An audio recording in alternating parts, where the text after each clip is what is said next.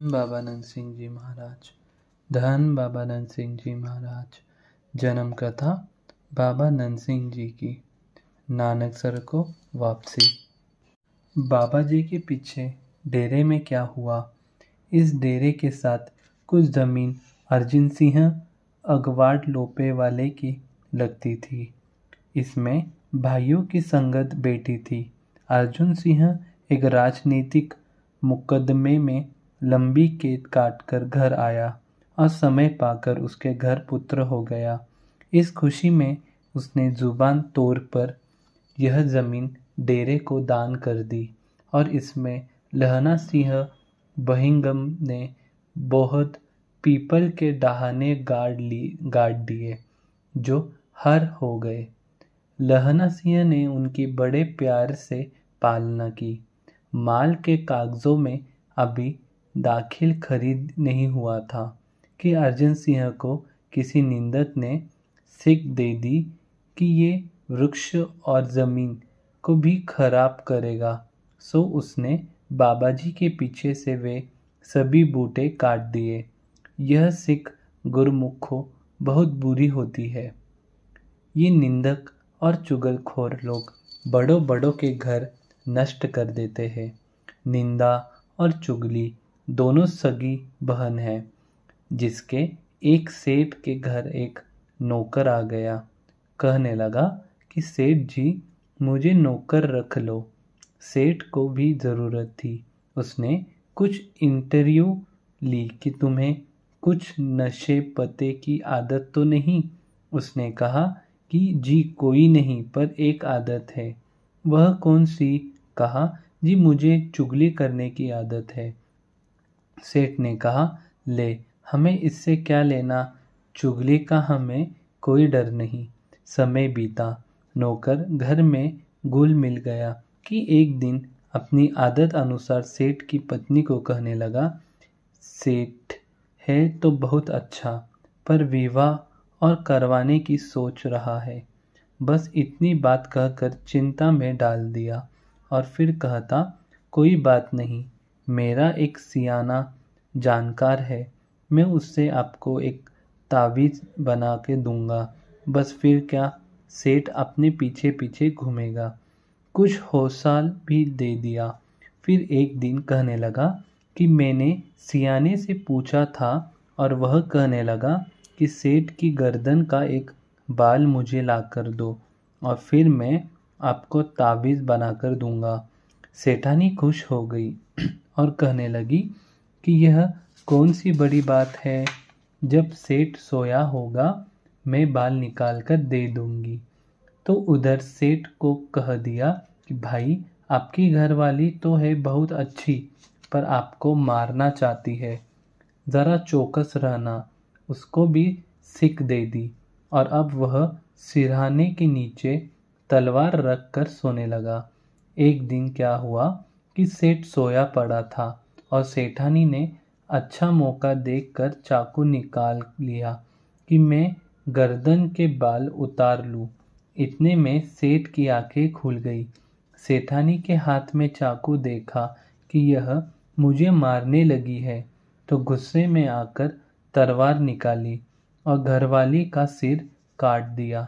घरवाली मर गई।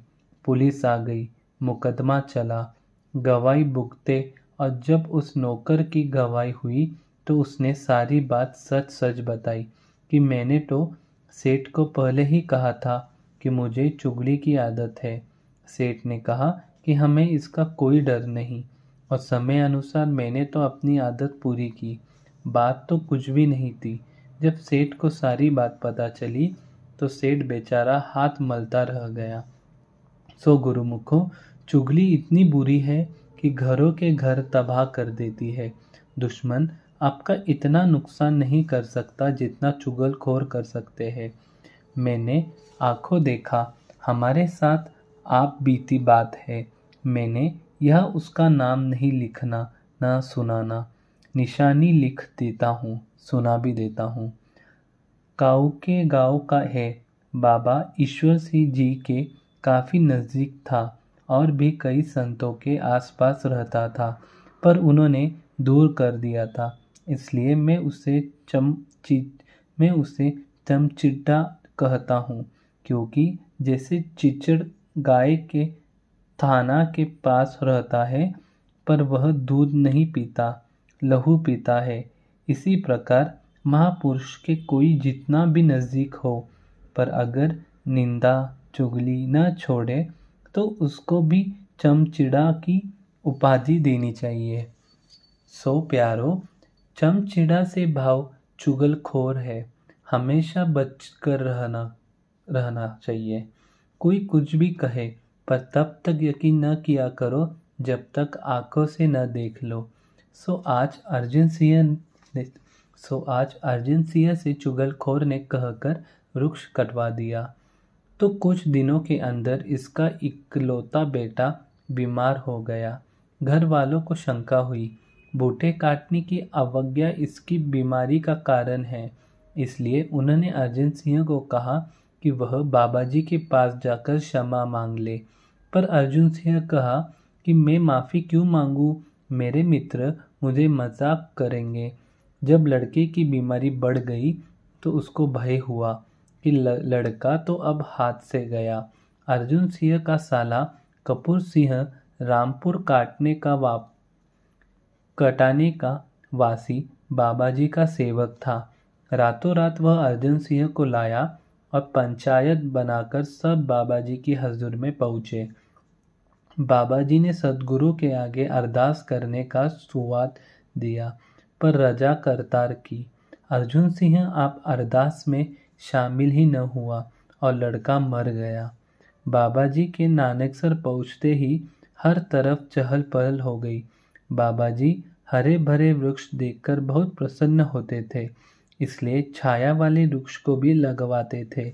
अर्जुन सिंह के काटे हुए वृक्ष को देखकर कोमल मन को स्वाभाविक ही शोक हुआ और वचन किया कि अर्जुन सिंह की जमीन की तरफ तार लगा दी जाए। तो संगत ने विनती की कि जी अगर तार के अतिरिक्त दीवार कर दी जाए तो न वो इधर देखे और न ही संगत उसकी तरफ झांके। जब दीवार करने के लिए कच्ची ईंटें रखी तो अर्जुन सिंह आ पहुंचा और संगत को कहने लगा कि अगर दीवार की गई तो मैं मर जाऊंगा, पहले तो मेरा लड़का ही मर गया है। इतने में बाबाजी बाहर आए और फरमाया, इसकी ज़मीन बिल्कुल न रोको, जितनी वह कहते हैं उससे ज़्यादा छोड़ दो। तो अर्जुन सिंह ज़ोर ज़ोर से रोने लगा, मैं मर जाऊंगा, मैं मर जाऊंगा। बाबाजी हंस पड़े और कहने लगे, हम तेरे मरने के लिए तो कुछ नहीं कर रहे, चल जैसे तू खुश होता है वैसे कर ले। बाबाजी पहले ही मुझे से भूल हो गई है और अब मेरी ज़मीन भी नहीं कबूल रहे। बाबाजी बहुत दयालु थे, बहुत गरीब निवास थे। गुरुमुखो, यह जीवन है बाबा नंद सिंह जी का। और आज जब हम देखते हैं जो अपने आप को बाबा नंद सिंह जी का रूप बताने वाले और उनकी करतूतें देखकर शर्म से सिर झुका जाता है। एक दिन मुझे कोई कहने लगा कि चलो हमने तो बाने का सत्कार ही करना है। मैंने कहा कि बिल्कुल ठीक है, कोई संत बने, कोई महापुरुष कहलवाए, हम उनके चरणों की धूल माथे पर लगाने के लिए तैयार है। पर दुख की बात है, कोई महापुरुष नहीं बनता, कोई संत नहीं बनता। जो भी बनता है वो बाबा नंद सिंह जी ही बनाते हैं। इसलिए हम उसके माथे लगने के लिए भी तैयार नहीं हैं। अर्जुन सिंह रोए कि जी मुझसे तो पहले ही बड़ी भूल हो गई है, मेरा लड़का तो मर गया, अब मैंने मर जाना है। तो कृपा के साईं, गरीब निवाज, दुखियों के दर्द बाबा नंद सिंह जी के वचन किए। अर्जुन सिंह, आपसे कोई भूल नहीं हुई। जहाँ से तूने बूटे काटे हैं वहाँ जड़ें अब भी वैसी ही है, इसलिए उनको पानी दे, गुरु नानक भला करेगा। यह वचन सुनकर उसने दो दो डीडे पानी की डाल दी। दिनों में ही वे जड़ें हरी हो गई। महापुरुष का तो एक वचन ही होता है और जो मान ले उसका बेड़ा पार हो जाता है। अर्जुन सिंह ने बाबा जी का वचन मान लिया और दो दो डिब्बे पानी से जड़ हरी हो गई। और कुछ समय पश्चात अर्जुन सिंह के घर पुत्र ने जन्म भी ले लिया जो आज तक जीवित है।